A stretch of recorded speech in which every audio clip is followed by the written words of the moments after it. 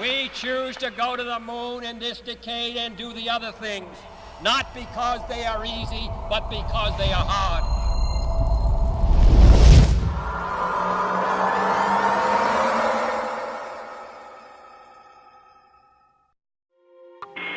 This is Apollo Saturn launch control for Apollo 11, the flight to land of the first men on the moon. Says Carl's words taking a staging status. This is Houston, you are go for staging. 5, 4, 3, 2, 1. We have a liftoff. Our voyage is the voyage of a nation and the voyage of humanity. To put this spirit together to go to a place that no one thought we could get to. I mean, that is the kind of big thinking that is just so inspirational. Tranquility Base here. The Eagle has landed. One of the largest impacts of the Apollo program wasn't just bringing back the moon rocks. I think we changed the way people thought about Earth. We could be part of trying to answer a question that humanity had been asking itself for millennia. The more we understand about space, the more we understand both our past and our future. It's one small step for man, one giant leap for mankind.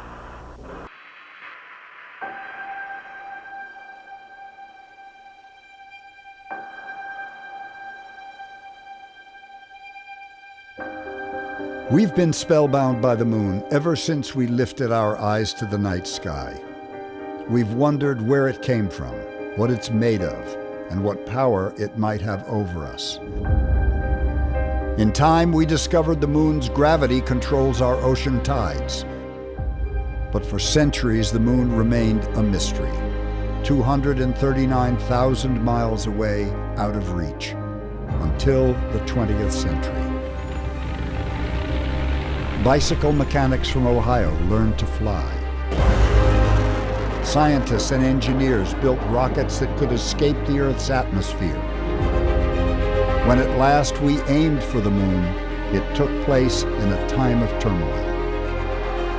A battle for civil rights, a Cold War with the Soviet Union, a bloody war in Vietnam. Americans were sharply divided. There were days it felt like the country was at war with itself. Just 2 months before the moon landing, Governor Ronald Reagan ordered National Guard soldiers to occupy downtown Berkeley, while a helicopter doused the campus with tear gas.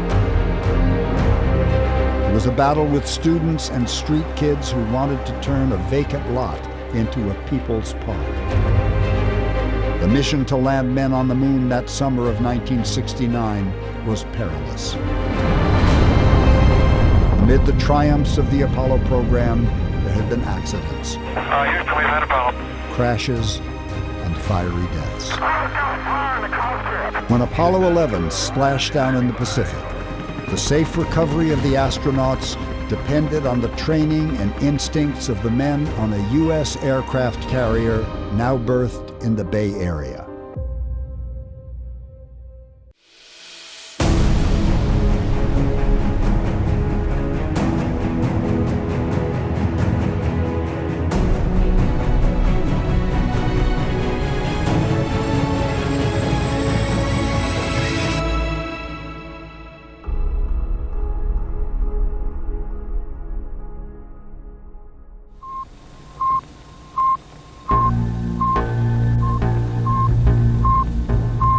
It all began with Sputnik,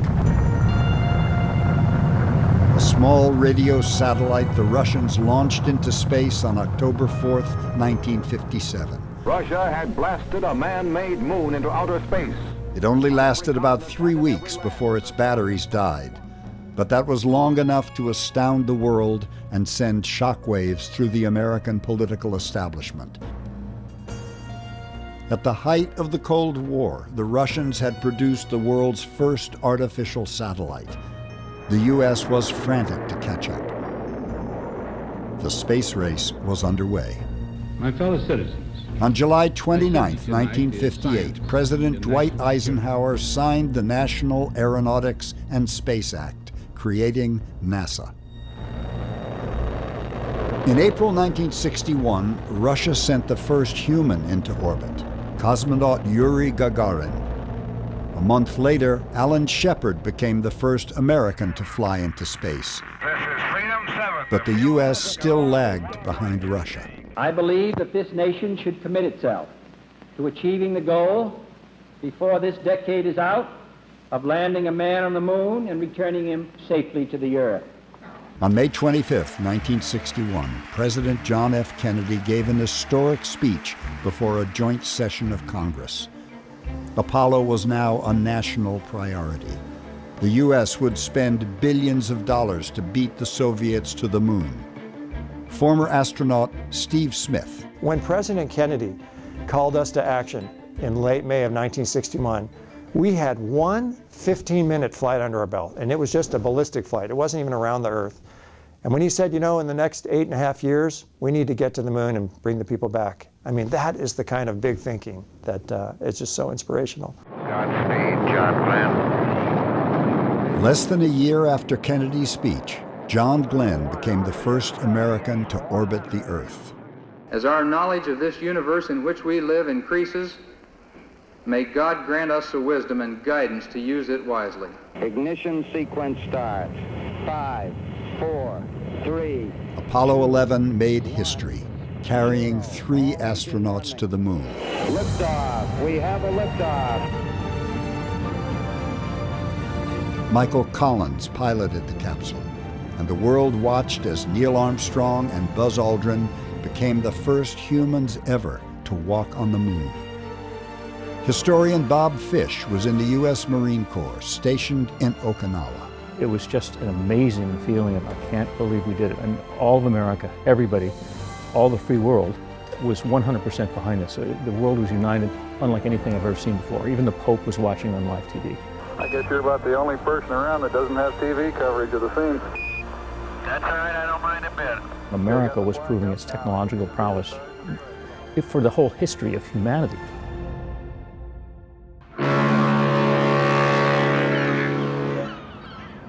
The Apollo program owes a special debt to the USS Hornet.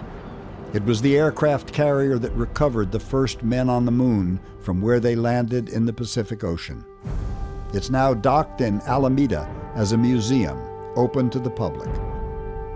The Hornet began its service in World War II. The Hornet is the focal point, the nexus of the Cold War. The Hornet did 3 tours of duty off Vietnam. It actually chased Russian nuclear submarines. And then, of course, the third part was it actually recovered Apollo 11 and Apollo 12. Actually wanted to join the Air Force, but my brother said Norwegians don't join the Air Force, they join the Navy. I was 19 years old and was assigned to the USS Hornet. Rolf Saby was assigned to navigation. Tim Wilson was a public information officer. They wanted me 100% dedicated to interrelating with the media and discussing with them. The 2,500 crew members on the Hornet went through an intense month of training. They practiced simulated recovery exercises several times a day in the Pacific. Apollo 11's splashdown location had been set months before. We had a dummy capsule that we would drop off and sail some distance away and then come back, essentially finding the capsule and pulling up next to it and going through the exercise of picking it up and then dropping it off again and doing that over and over. It wasn't only finding the landing zone and making sure the ship got down to the landing zone, but it was also the maneuvering of the ship to pick up the capsule. On board the ship, the news about the lunar mission was strictly limited. The men were told only what they had to know to do their jobs. They worked around the clock. They were focused, and they had to be perfect. We were the recovery ship, so we knew absolutely nothing about the launch, about the mission up there, and what was happening. There was no room for error in terms of this whole procedure, in terms of the Navy's role, in terms of picking up the astronauts and the capsule and doing all of this thing in a perfect, it was perfection or nothing. President Richard Nixon and top officials of his administration would be on board for the event, along with 240 members of the media. Captain Carl Seiberlich was in charge. He had a very serious demeanor. Not that any other captain wouldn't, but he more so than others that I had worked for. And so he was the perfect person at the time. The first couple of days, fistfights literally broke out. A photographer trying to get this exact spot against this exact railing at exactly landing spot for where helicopter 66 was going to come down. The captain had to call them all together and said, we're going to be gentlemen. And from now on, everything you shoot is going to be cool. So if anything is processed by the Hornet Photographic Laboratory, it belongs to everybody. After a month of rigorous training, the captain and his crew were ready. They had prepared for everything. The one thing they couldn't control was the weather, and now a storm was approaching. The Hornet was forced to change course less than 12 hours before Apollo 11's splashdown. We had to suddenly rearrange everything, set up new tracking, get the ship up to that new location before the splashdown occurred. So what was all set and ready suddenly became almost a crisis. So they had to sail through the night, 240 miles, so you're going almost at flank speed. It was overcast, so they couldn't see the stars. And so they were dropping chips of wood in the water to make sure what direction they were going in. And so they ended up being in the right spot, literally just like a half an hour before Richard Nixon was due to fly on board the ship and 50 minutes before the capsule was supposed to come down into the water. And it's really, truly a feat of seamanship. There was no GPS, there was no navigation system. It was just good old sailor, dead reckoning, and star sighting. Apollo 11, this is Hornet, over. Apollo 11 at 1,500 feet.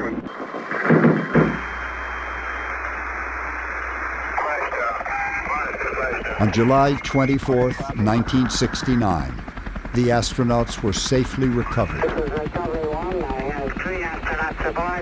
Now the concern was contamination.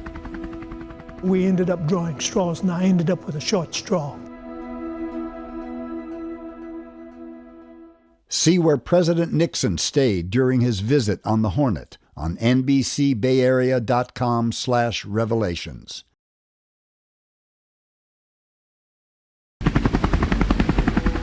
Once the Hornet reached the astronauts in the Pacific, a strict quarantine policy was followed. NASA didn't know what pathogens the men may have picked up on the moon. The whole quarantine issue for moon germs was about risk avoidance. NASA knew that there were no biological life forms, no pathogens, nothing on the surface of the moon. But we didn't know how deep the moon regolith, or the soil, was, and we were sending our guys up there to be able to drill down and get some core samples. They came up with a suit called a biological isolation garment, which was a head-to-toe suit with a respirator that would be put on by the astronaut in the command module while it was bobbing in the water, and taken off only after they were in the mobile quarantine facility on the ship. Therefore, none of the ship's crew would be, or the helicopter crew, would be exposed to moon germs. Once on board, the astronauts were immediately put into a mobile quarantine facility, or MQF. It was a converted Airstream trailer. The trailer housed 5 people: the 3 astronauts, a flight surgeon, and technician John Hirosaki, who volunteered for the job. There were 4 of us that volunteered to fulfill that position, realizing that we could potentially be exposed to some extraterrestrial organism. The way that I was picked is drawing straws. Hirosaki made sure everything ran smoothly inside. It's sort of like camping out. You know, you just have a normal routine. You have your meals, you have the things that you need to check. As my wife expressed it, I'm not a cook, I'm a heater. We had a microwave oven inside of the mobile quarantine facility, and that was the only means we had to heat up the food. Other than that, it was basically, you might say, TV dinner type meals. President Nixon was on a diplomatic mission around the world when he detoured to the Hornet. He met the astronauts for the first time when they were in quarantine. Neil, Buzz, and Mike, I want you to know that I think I'm the luckiest man in the world. The Hornet brought the astronauts to Pearl Harbor. From there, they were flown to the Houston Space Center, still inside the quarantine trailer. After 21 days in isolation, the astronauts were declared safe and healthy. Then the celebrations began. Ticker tape parades were held in New York, Chicago, and Los Angeles. Each of the astronauts received the Presidential Medal of Freedom, and they went on a world tour of 25 countries in 45 days. Back on the Hornet, there was no big celebration, just a sense of relief. I'll tell you what, we enjoyed the moment the evening after splashdown, because for the first time ever, the entire crew had filet mignon, and that's a true statement. There wasn't a party, it was just, Captain, just get us back to California here. We want to kind of hang out and have fun and be on the beach rather than on board the ship. I was only one small part of the whole activity involved for getting man to the moon and back. It is the most beautiful sight. Only 12 astronauts have walked on the moon. All those lunar visits took place between 1968 and 1972. We haven't been back since.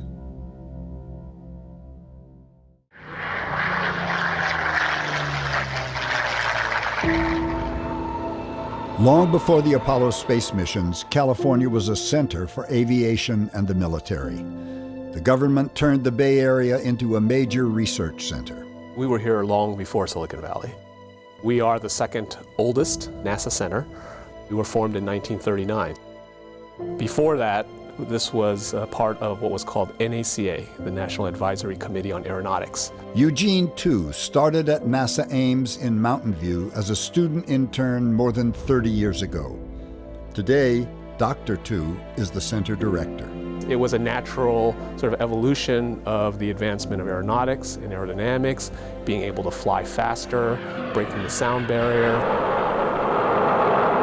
All of those types of advances in aerodynamics and aeronautics then fed into, we want to go farther, we want to go higher, and we want to explore space. And so that's why the NACA centers became part of NASA when NASA was formed in 1958. One of the longest serving employees at Ames is 94-year-old Jack Boyd. As a teenager, Boyd became fascinated by airplanes after flying with his cousin.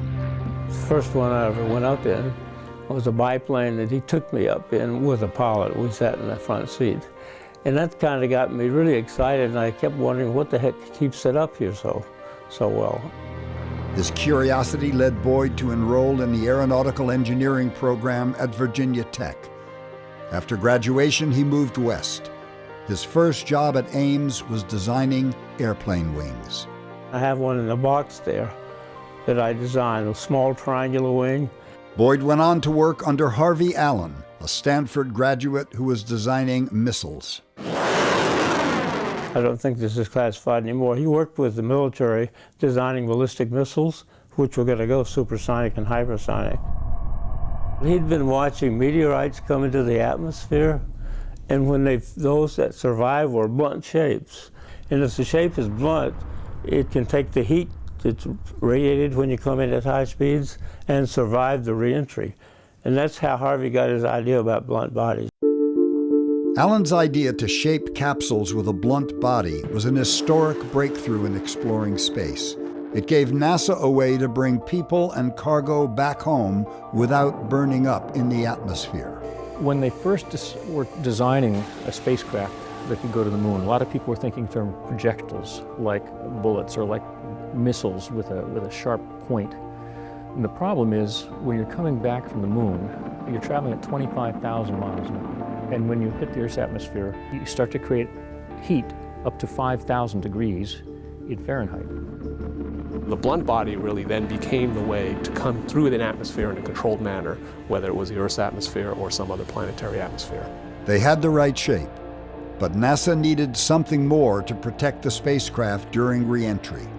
Researchers came up with a heat shield. We here at Ames developed the materials also that basically cover the shape, in this case a blunt body, and allow for that heating to be controlled and allow to protect the inside and the rest of the spacecraft. NASA Ames has been at the center of space research and innovation for the past 80 years. Jack Boyd has been there for 72. There was a lot less control when I first started than there is now. You know, if you had an idea when I started, people would say, go ahead and try it. If you fail, so you fail. This is research. That's the only way you get ahead. I think now we're a lot more cautious.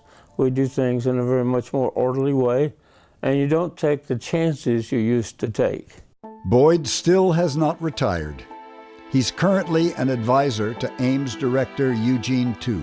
I come in 3 times a week, but it doesn't seem to stop people from either coming to see me or calling me up at home. And you know, email is absurd.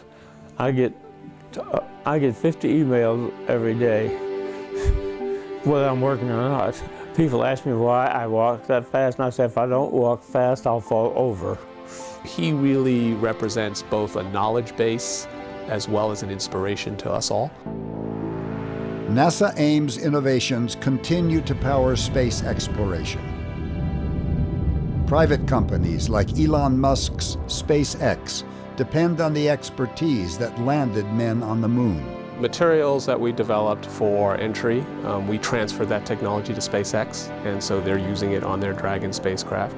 We also have the Orion capsule, which is the NASA capsule. Now that's using actually an Apollo era material, but reformulated with today's technologies.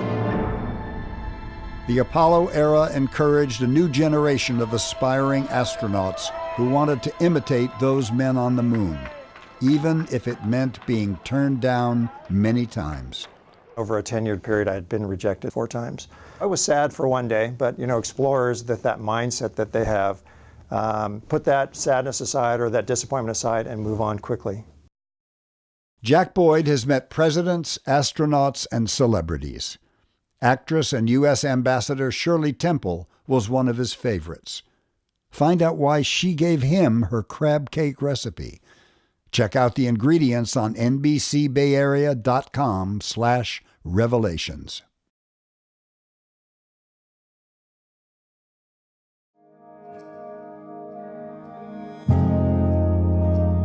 Raised in San Jose, Steve Smith always wanted to be an astronaut. His father worked at IBM. In those days, IBM would actually sell their extra equipment to the employees at a really small price. So my dad would buy the extra equipment, and he actually built a little mission control for me in our garage. The dreaming of being an astronaut started in 2nd or 3rd grade. When a teacher asked me, what do you want to be when you grow up? Can you draw it? So I drew that and continued to draw it over and over again. Smith earned 2 engineering degrees and an MBA from Stanford. After graduation, he worked at IBM while applying to be an astronaut. I was rejected. Not once, not twice, not 3 times, but 4 times over about a 10-year period. Despite the rejection, Smith kept applying, and one day he got the call. At first, Smith didn't believe it. In the government's great wisdom, they chose April 1st.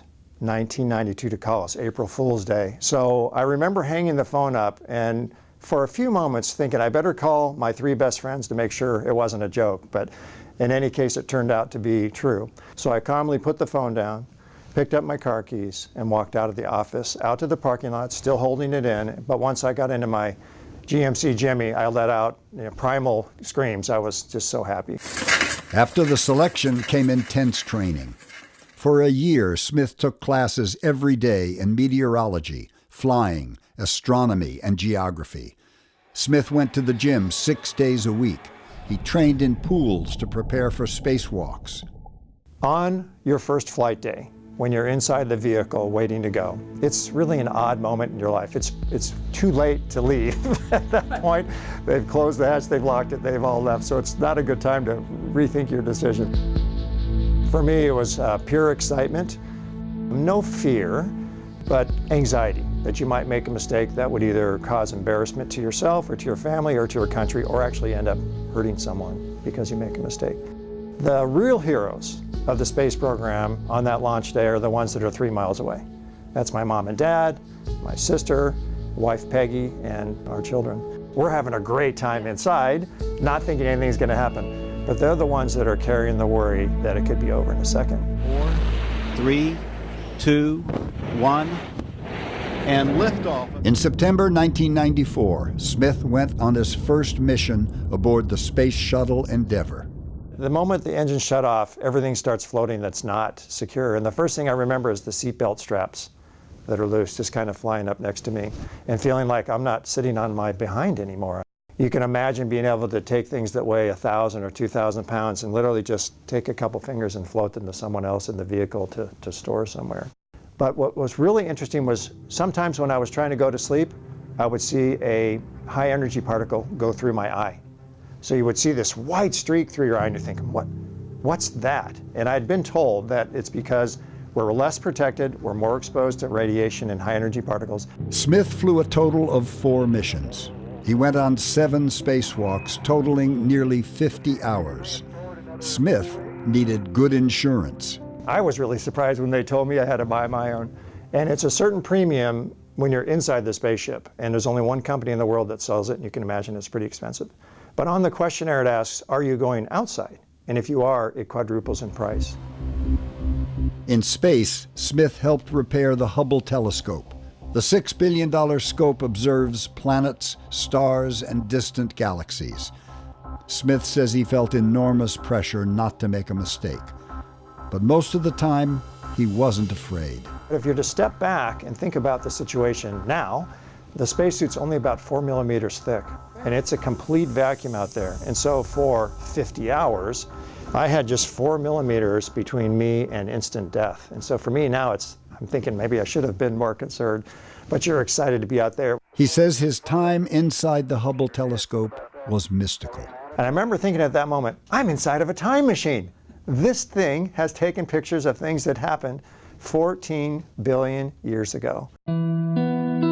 Smith retired as an astronaut in 2003 and left NASA in 2015. He's now a motivational speaker, hoping to inspire others. Flying in space really prepared me to live a better life on Earth. The first thing you'll realize and recognize is because it's this planet floating in this ocean, it's an island. And when you live on an island, you have to take care of the island because it's all you have. The other strong feeling is that when you look at the Earth, you don't see any borders. And so when we think of the Earth as all these patterned countries, that's because we've seen that on maps and in globes. But when you see it from space, there's no borders. Astronauts see Earth with no borders. Astronomers are searching for what might exist in a boundless universe. I mean, wow, you can't imagine how weird it was to be looking for planets back then. I mean, you were way out on the fringe, almost as fringy as looking for extraterrestrial intelligence.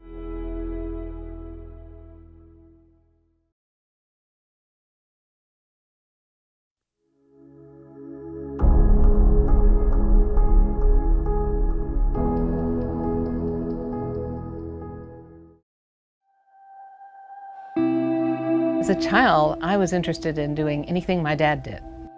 I was the ultimate tomboy, and I spent all of my weekends with my dad. Jill Tarter is an astronomer who was raised in upstate New York.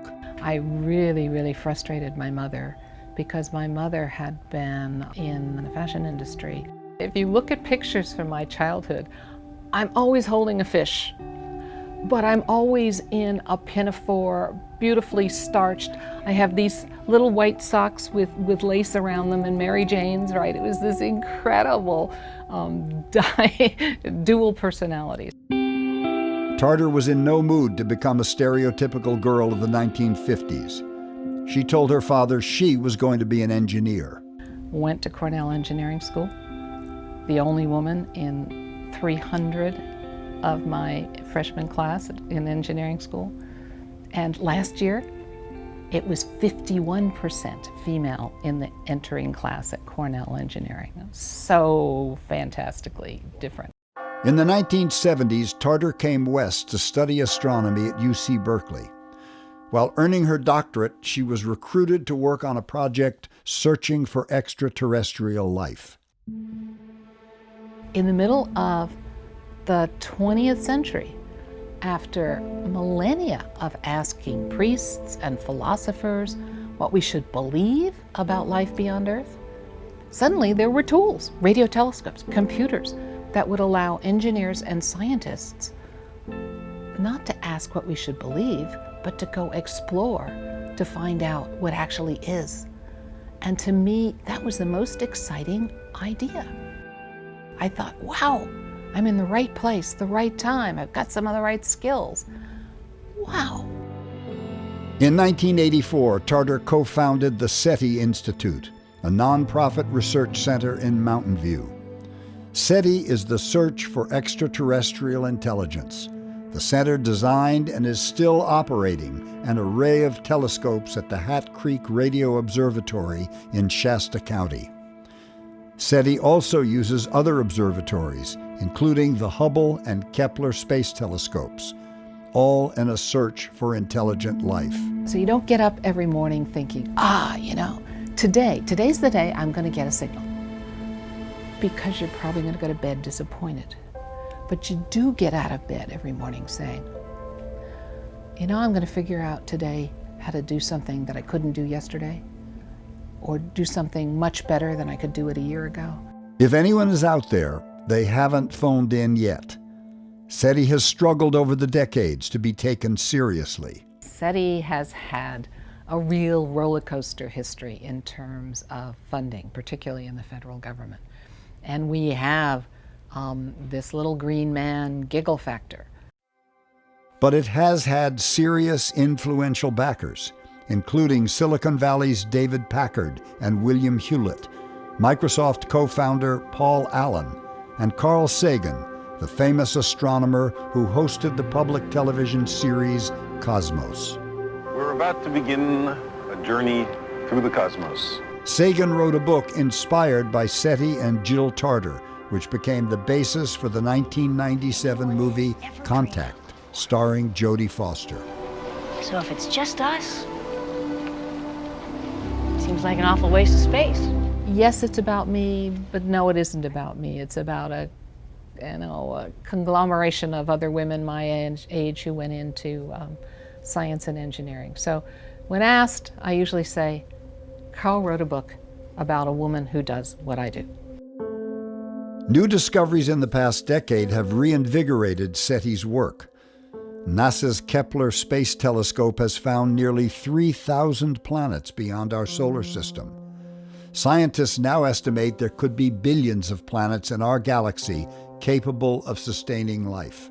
Over my career, there have been two game changers that have taken together made the universe appear potentially much more bio-friendly than when I started. And those two game changers are exoplanets, planets orbiting other stars, and extremophiles, organisms that live in an extreme environment. Now that we know there are more planets than stars in the Milky Way, and we know that extremophiles can live in all these different environments, it sure looks like there's a lot more potentially habitable real estate out there than we once thought.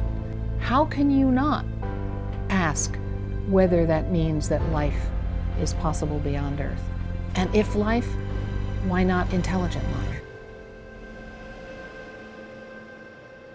NASA technology has been a marvel at getting us into space and back, but it doesn't always work. And sometimes it's the last thing you'd ever expect that goes wrong. We had to call down and say, those classic words, right, Houston, we have a problem.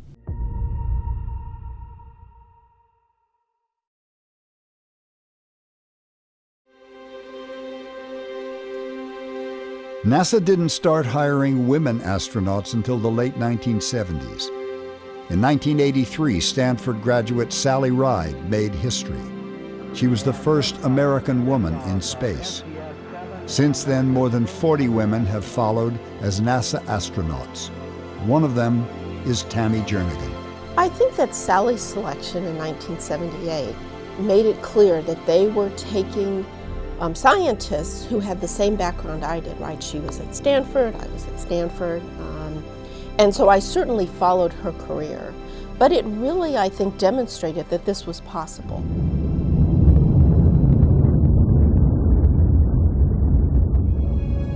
In 1979, Jernigan began working at NASA Ames while studying physics at Stanford. It's also where she met her future husband and future astronaut, Jeff Wisoff. In 1985, Jernigan applied to be an astronaut while studying astronomy at UC Berkeley. I'm probably one of the youngest to have been chosen and one of the youngest to fly. I got a lot of media attention. And I remember the lab director asking me if I would come to an interview the following day. And I walked in and it was filled with reporters and cameras. And as a 25-year-old grad student, I had never seen such a thing. Jeff Wisoff was selected as an astronaut in 1990. And liftoff of the space shuttle. Between 1991 and 2000, the couple completed 9 space shuttle missions. Jernigan flew 5, Wisoff flew 4. The actual fear that you feel is more like stage fright of screwing up in front of all these people who are depending on you. You don't really think about the dangers of the vehicle so much and something going wrong on the vehicle. Wisoff worked on the International Space Station and tested jetpacks. He says sleeping was the hardest part of living in space. He found an unusual solution. I would go to the airlock because it's always cooler there, and I would squeeze myself between the spacesuits that are hanging on the wall so that I would be wedged in there in my sleeping bag, and that would make me, kind of simulate that feeling of force against you. And when I did that, you can sleep quite well. Some people have tried, just free floating around the deck, not being in a sleeping bag, and what happens is we have air conditioning that's going all the time to filter the air, and so what'll happen is you'll wake up with your hair being sucked into one of the vents. As for going to the bathroom, cleanliness was key. There's a set of instructions you can follow. A checklist. Just like we have a checklist for everything else. There's a checklist for using the bathroom. Easiest way to describe it's like going to the bathroom into a vacuum cleaner. And so you can imagine how you want to be careful doing that. Jernigan says her most disappointing day in space came on her 4th flight. She was scheduled for a spacewalk. We got into the airlock. Your crew members help you get suited up and help you check out the suits. The suits checked out perfectly. All the shuttle systems checked out perfectly. Our crew members waved goodbye, closed the hatch, and the outer hatch, when we went to open it, the handle would not rotate.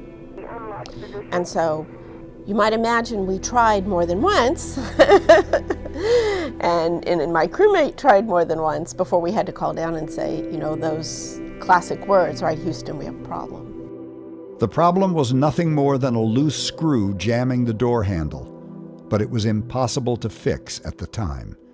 Her spacewalk was canceled.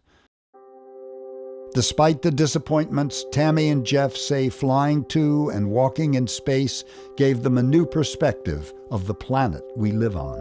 I remember seeing Kitty Hawk from space and thinking about, wow, it was less than 100 years ago that they were flying these real rickety airplanes the first few hundred feet, and here we are, in space going around the Earth at Mach 25. The northern and southern lights are extraordinary. That's the most amazing positive thing I think I've seen. One of the things that was the most disturbing was my first mission was in '91, and at that time Saddam Hussein had lit ablaze the Kuwaiti oil fields. You could see from space this really noxious smoke being pumped into the atmosphere. What a crime against the planet. This wasn't just a war between 2 independent countries. This was a crime against the planet. In May 1999, Tammy flew her final mission. It was a 10-day journey where the crew performed the first docking to the International Space Station. That same year, Tammy and Jeff got married. Wisoff flew his final mission a year later. On that flight, he arranged a special delivery to Tammy on Earth. I arranged to have some flowers sent to the house while I was in space doing the spacewalks. That's kind of probably one of the longest FTD service sending of flowers that you can do. Everyone was so impressed. I think it was more that you're so preoccupied when you're training that he would think to do that. It was nice. Today, the couple both work at Lawrence Livermore Lab. Jeff Wisoff is director of the National Ignition Facility, which operates the world's largest laser. The facility tests the safety of nuclear weapons, experiments with fusion energy, and replicates the birth of stars and planets. We can take the laser that we have and simulate the conditions that exist inside stars and planets. So many people have seen those beautiful pictures that come back from the Hubble telescope. We try to do experiments where we can explain that physics by recreating those conditions in microcosm. At home, Wisoff and Jernigan are raising 2 sons in Pleasanton. They've been together for nearly 40 years. Still, one of the few couples who have flown in space. Each of the endeavors, right? Space flight training, getting a PhD, being graduate students, space flight training, being parents, right? They all have their own joys and their own challenges, and I think part of the satisfaction in life is meeting those challenges and feeling good about the outcome and knowing you did your best. Exploring space has always tested the limits of human endurance, but some explorers take more risks than others. Not that I'm looking for a premature death, but if it has to happen and I'm doing this kind of thing, if I had to go that way, so be it. Our interviewees share where they were 50 years ago during Apollo 11's moon landing and how it impacted them on NBCBayArea.com/revelations.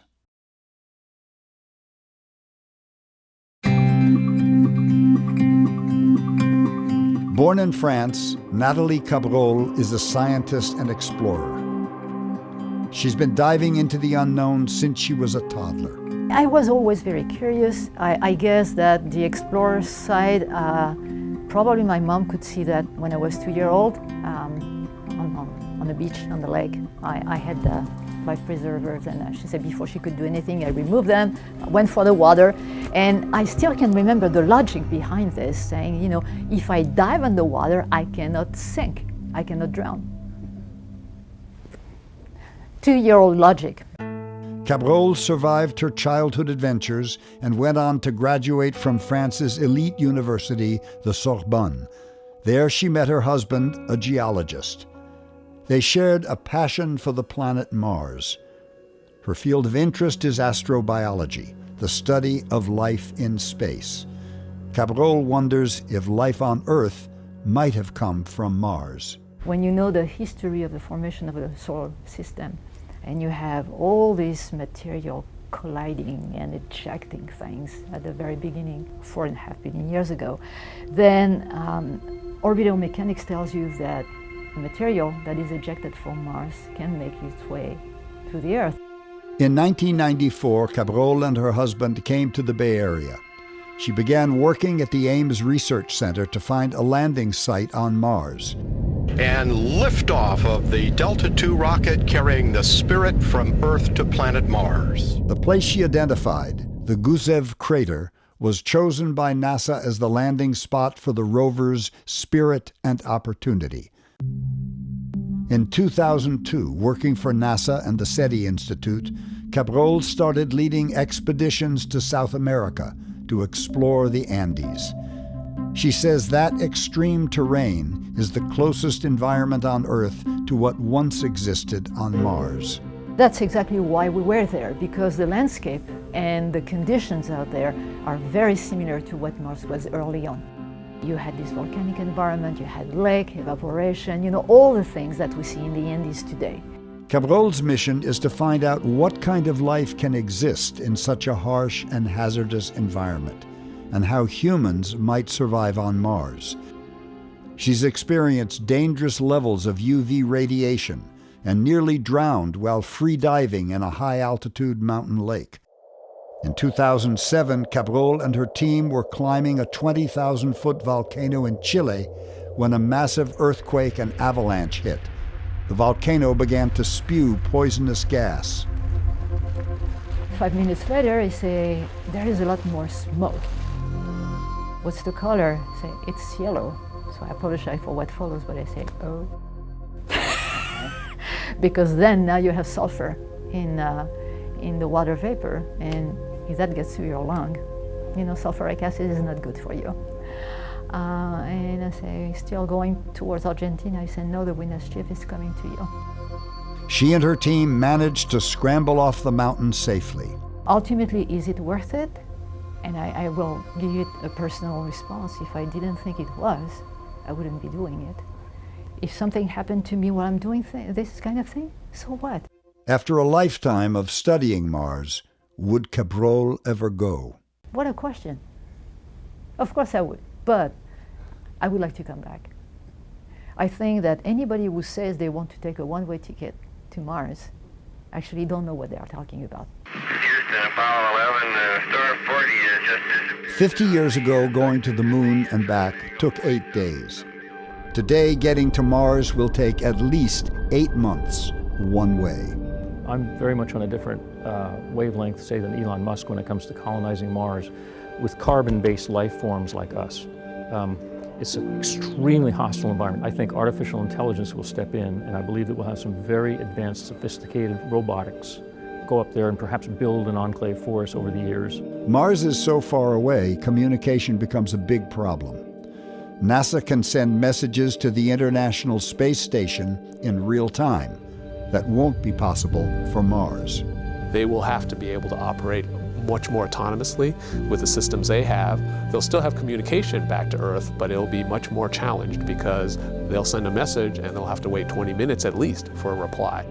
While human travel to Mars will be an enormous challenge, private companies are already promoting less daunting commercial flights to space. This is Blue Moon, and it's going to the moon.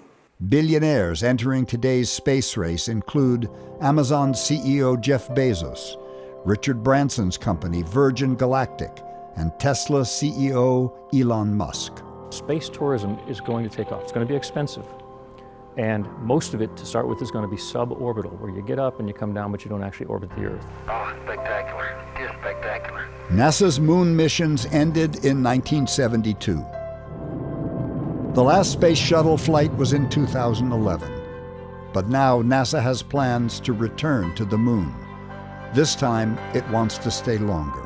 Back in the Apollo era, we went multiple times, but we only went for a few days each time. And that was all our technology and our systems really allowed us to do.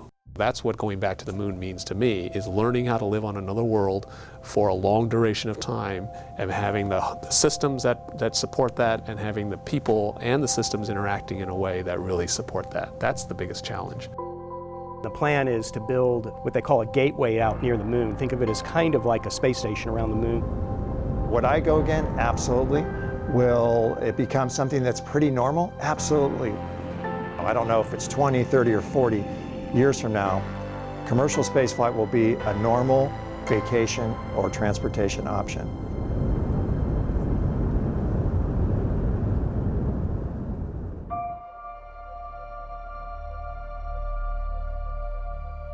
When it comes to pushing boundaries, the Bay Area remains a leader in exploring our solar system and beyond. We're really at that cusp of having a dramatic change in how we view ourselves on this planet, but also the universe around us. I think it's just part of our DNA as humans to explore. I think we're a people who want to learn and explore and push the unknown. There are so many people here who do not accept the bounds of what is known or what is a possible or what is traditional. There's boundless optimism here. We're going to break the barrier beyond the Earth one of these days if we keep at it. You know, it's going to take a lot of enthusiasm, a lot of money, and a lot of focus to do it, but I think we'll do it. Whether we break the bonds of Earth and settle on distant planets, what we know so far is there's no place like home. Not yet. There's no place like the Bay Area in terms of this mindset and this attitude that we have. And what that mindset is to have these wild dreams and to pursue them. Part of space exploration is going out there and seeing the unknown, but I also think it's a way of reconnecting our humanity with Mother Earth. I think the more we go out, the more we realize what we really have here.